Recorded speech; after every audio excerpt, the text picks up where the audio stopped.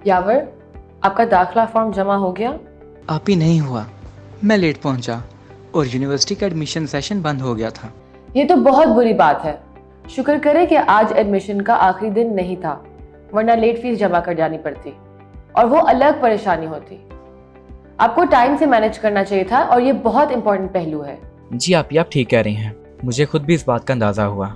जैसे हमारी जिंदगी में motivation, self confidence, personality development और कम्युनिकेशन स्किल्स की बहुत अहमियत है, उसी तरह टाइम को मैनेज करना भी बहुत ज़रूरी है।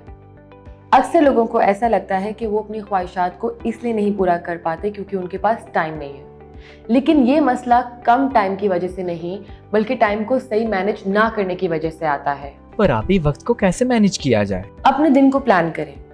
अच्छी प्लानिंग से आप कम वक्त में ज़्यादा काम अंजाम दे सकते हैं। देखिए, दिन में घंटे तो 24 ही होते हैं, मगर इनका अच्छा स्केड्यूल बनाकर हम बेहतर टाइम मैनेजमेंट से फ़ायदा उठा सकते हैं। आप ही कम वक्त में ज़्यादा काम कैसे मुमकिन है? सबसे पहले तो ये कम्युनिकेशन स्किल्स आपका टाइम बचाते हैं, क्योंकि एक बार जब आप काम को अच्छे से समझ लेते हैं तो आपको दोहराना नहीं पड़ता और इससे वक्त बचता है। दूसरा, जब आप प्लानिंग के साथ मुकर्रर टाइम पर काम को ख़त्म करते हैं तो इससे आपका टाइम बचता है। जैसे हम टीवी या इंटरनेट पर बगैर किसी वजह से अक्सर टाइम ज़ाया करते हैं, अगर उसको भी प्लान कर लिया जाए तो ज़्यादा बेहतर टाइम मैनेजमेंट हो सकता है।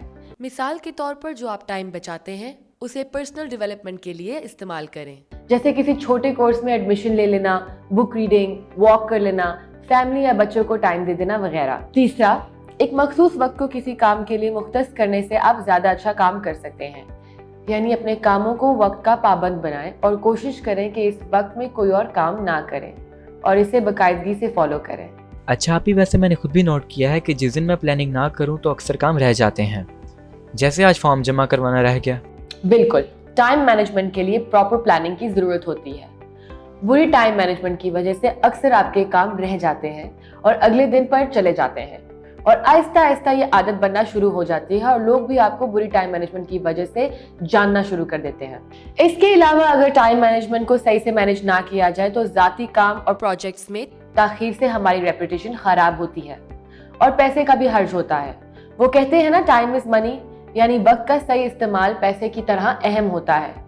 अगर टाइम पर काम ना किया जाए तो काम ऐसे ही इकट्ठे होते हैं और परेशानी की वजह भी बन जाते हैं। आप ही तो फिर टाइम मैनेजमेंट के लिए आपकी टिप्स बताएं। सबसे पहले तो कामों की प्लानिंग की जाए, हफ्तावार या रोजाना।